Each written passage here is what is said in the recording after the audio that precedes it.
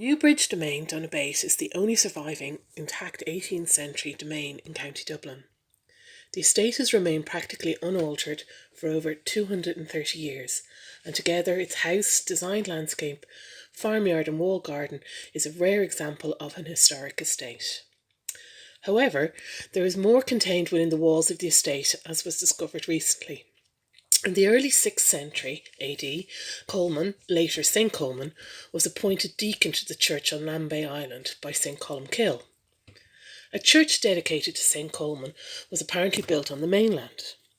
In the 1830s, John O'Donovan of the Ordnance Survey of Ireland recorded that the ruins of St Colman's Church were to the northwest of Lannistown Castle, just inside the main entrance to Newbridge Demesne. Geophysical survey was undertaken around Lannistown Castle as part of the What Lies Beneath project. Northwest of the castle, several phases of archaeological activity were identified, the earliest of which is represented by an enclosure circa 50 metres in diameter with an outer ditch, typical of an early medieval site.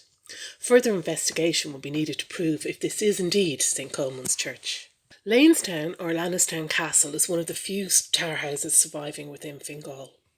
Primarily the defended homes of a wealthy landowning class, tower houses were erected by both Anglo-Irish and Gaelic families from the early 1400s to the 1650s. A grant of £10 was made to landowners within the Pale to encourage construction. In 1376, the Donabate family was granted the lands of Lannistown, which they held until around 1600. Lannistown Castle survives to 3 stories with stepped battlements.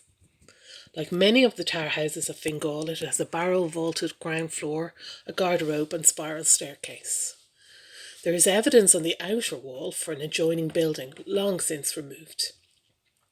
In 1897 it was recorded that Mr. Cobb, the proprietor of Newbridge Demesne, used this castle 100 years ago as his dining hall. There were also buildings to the north and east of the castle, which were demolished in the 1820s.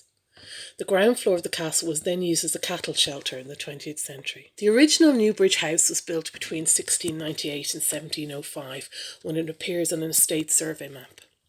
It was described as a medium-sized, gable-ended Stuart house with a forecourt approached by a straight central avenue.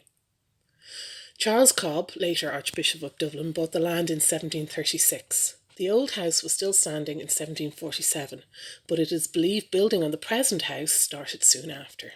Often attributed to Dublin's foremost architect Richard Castle, Newbridge House was instead designed by English architect James Gibbs, an acquaintance of the Cobbs.